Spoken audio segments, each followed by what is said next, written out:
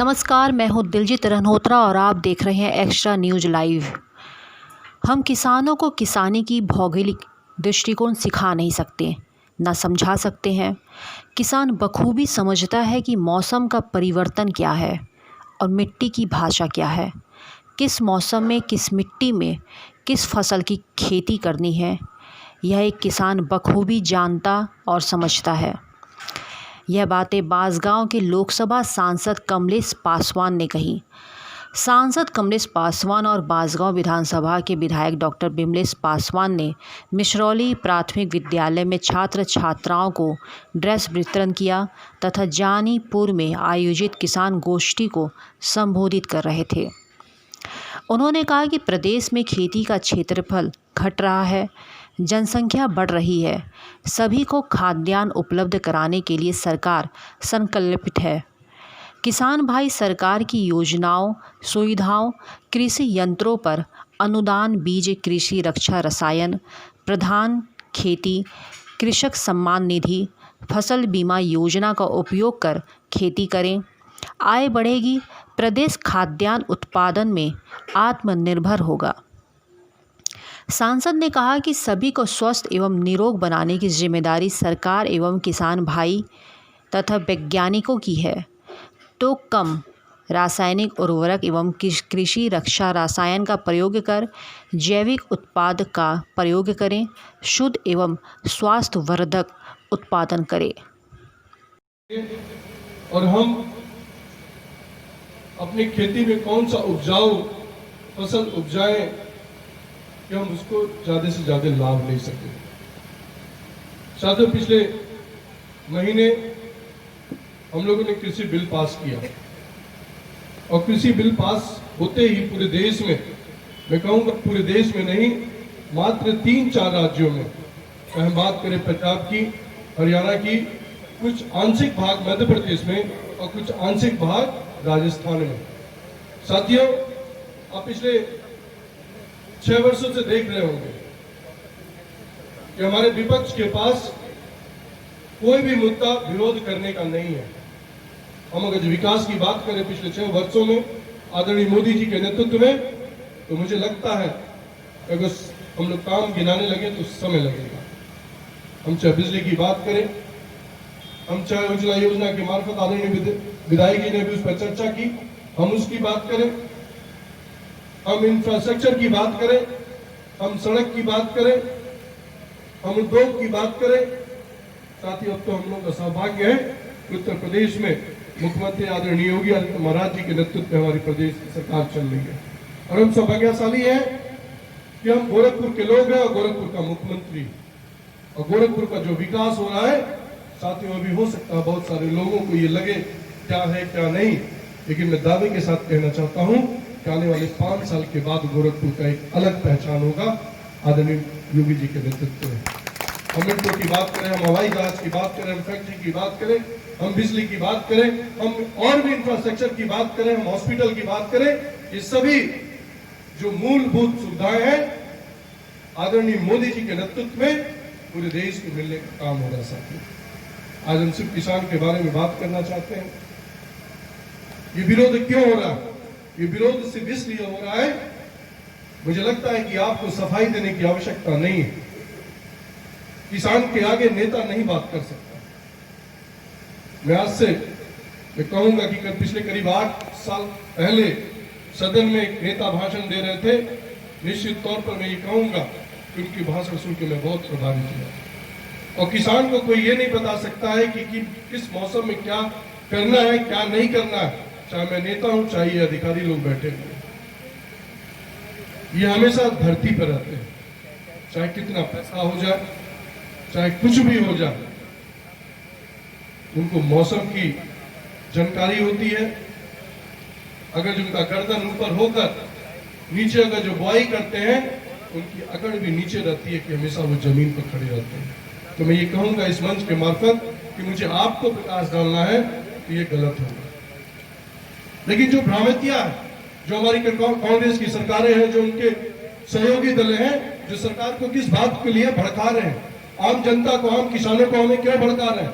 वो भड़का इसलिए रहे कि उनके पास कोई मुद्दा नहीं है।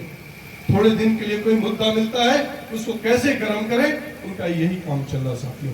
बात अभी हमारे अधिकारी ने कह रहे थे कि हम सबसे बड़ी जो समस्या थी पंजाब के लोगों की चाहे हरियाणा की, वो थी एमएसपी को लेकर।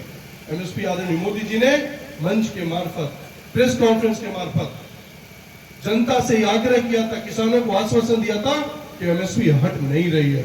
हमारे बिल में भी एमएसपी पहले की तरह है और एमएसपी हम सभी अनाजों के ऊपर करीब 50% से लेके 250%, कितना था, 50% से लेके करीब 250% पर विभिन्न सब्जियों पर, तिलहन पर हमने बढ़ाने का काम किया साथियों। इससे पहले कभी भी इतना एमएसपी देने का काम किसी पिछले सरकारों ने नहीं करने का काम किया, सिर्फ भरमाने का काम किया जा रहा है। हम पहले साहूकार जैसे होते हैं उनके मुट्ठी में हमारा किसान काम करता था, हम अपने अनाज की पैदावार करते थे, हम लेके अपने साहूकार को देते थे, समितियों को देते थे, समिति उसको कितने महंगे में बेचती थी उससे आपसे मतलब नहीं होता था। लेकिन हम अब इस बिल के मार्फत हम अपने अनाज, हम अपने जो भी पैदावार करेंगे उसको हम सीधे मार्केट में ले आके बेच सकते हैं, जिसमें हमको समितियों पर जाने की आवश्यकता नहीं होगी। हम जैसे आदरणीय विधायक जी कह रहे थे कि जो पैदावार हम करते हैं उसकी कीमत हम 2 रुपए में बेचते हैं और जब सड़कों पर पहुंचती है तो 5 रुपए में, और फिर 5 रुपए से जब वो मंडियों में जाती है तो उसका दुगना हो जाता है साथियों। निश्चित तौर पर किसी भी व्यक्ति को ये बात सुनकर, देखकर कष्ट होगा साथियों। इन सब बिल में ये भ्रांतियां जो है हम कैसे, क्योंकि हमारे उत्तर प्रदेश में तो ऐसी स्थिति नहीं है। मैंने कहा कि आपसे सिर्फ 4 ही राज्यों में है जो पूर्ण रूप से विरोध करने का काम कर रहे हैं। आज के इस अवसर पर बहुत लंबी बात न करते हुए साथियों, विशेष रूप से मैं आपसे यह आग्रह करना चाहता हूं, इस किसान गोष्ठी में दिल्ली की क्या हालत है। दिल्ली में आप खुला सांस नहीं ले सकते, वहां पर रेयर की क्वालिटी 350 से लेके 500 तक पहुंचती है, जिसमें आदमी अगर जो बीमार पड़ जाए तो निश्चित तौर पर उसको कोई डॉक्टर या कोई हॉस्पिटल नहीं बचाता है। उसका कारण सिर्फ इतना है कि वहां प्रदूषण कितना है, वायु में प्रदूषण कितना है। और दिल्ली में प्रदूषण सिर्फ इसलिए है कि हम किसी स्टेट का नाम नहीं लेना चाहते हैं, लोग वहां अपने खेतों को जलाकर, पराली को जलाकर जो हवा चलते उससे आके दिल्ली को दुर्दशा करते हैं। और वही स्थिति हमारे गोरखपुर भी बहुत अच्छी नहीं है। हमारे गोरखपुर का भी अगर जो आप अपने मोबाइल में, आप सभी लोगों के पास मोबाइल होगा, अभी देखेंगे आप एयर क्वालिटी यहाँ के भी 150 से 200 जो रहने लायक नहीं माना जाता है। क्यों कृषि अधिकारी जी, मैं सही कह रहा हूं?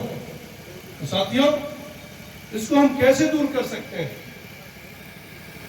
हम जितने लोग हैं, सड़कें बन रही हैं, फैक्ट्रियां लग रही हैं, जितने भी प्रदूषण रोकने वाली चीजें हैं, चाहे और प्रदूषण को रोकने वाली सबसे बड़ी चीजें जो होती हैं वो होती हैं पेड़ पौधे। उस पेड़ पौधे कितना काटते जा रहे हैं, जंगल कटते जा रहा है साथियों। उसको करने के लिए हम जितने लोग हैं, पुत्र के समान जिस तरह हम लोग उसको पालते हैं, इस उम्मीद में कि जब हम बुजुर्ग होंगे, हम किसी लायक नहीं होंगे, तो हमारा औलाद हम हमारी देखभाल करेगा। उसी तरह अगर जो हम एक पौधे को लगाकर उसको सींचे तो निश्चित तौर पर पूरे परिवार का वो ख्याल रख सकता है।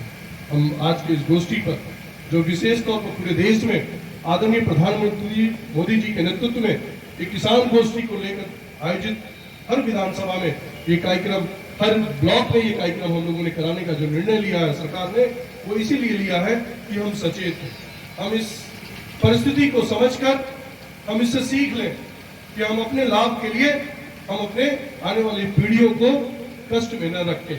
इसलिए हम पराली न जलाएं। अपने खेतों को बहुत सारे मार्फत है, वैज्ञानिक आपको बताए होंगे कि हम कैसे और उसको पैदावार कर सकते हैं। तो मुझे लगता है कि आज के अवसर पर एक बार पुनः आप सबके प्रति आभार प्रकट करता हूं, अपने विशिष्ट अतिथि का आभार प्रकट करता हूं। सभी अधिकारी सब उपस्थित हैं और अधिकारियों से मेरा ये निवेदन है कि हमारे लोकसभा में आप शहर में करा ही रहे हैं, गोरखपुर शहर को, लेकिन हमारा 3 विधानसभा पड़ता है हमारे शहर में, हमारे लोकसभा में। और मैं चाहता हूं कि हमारा चिल्लूपार विधानसभा और चौरी चौरा विधानसभा, इसका भी एक डेट तय कर लीजिए। जो भारत सरकार की जो मंशा है कि हर विधानसभा में हम किसान गोष्ठी करें, वहां पर भी हम लोग ये कर सकें। आप हमसे संपर्क करें और एक डेट तय कर लें ताकि हम लोग वहां पर भी गोष्ठी कर सकें। इन्हीं सब चंद बातों के साथ एक बार पुनः उपस्थित सभी सम्मानित किसान भाइयों के प्रति आभार प्रकट करता हूं।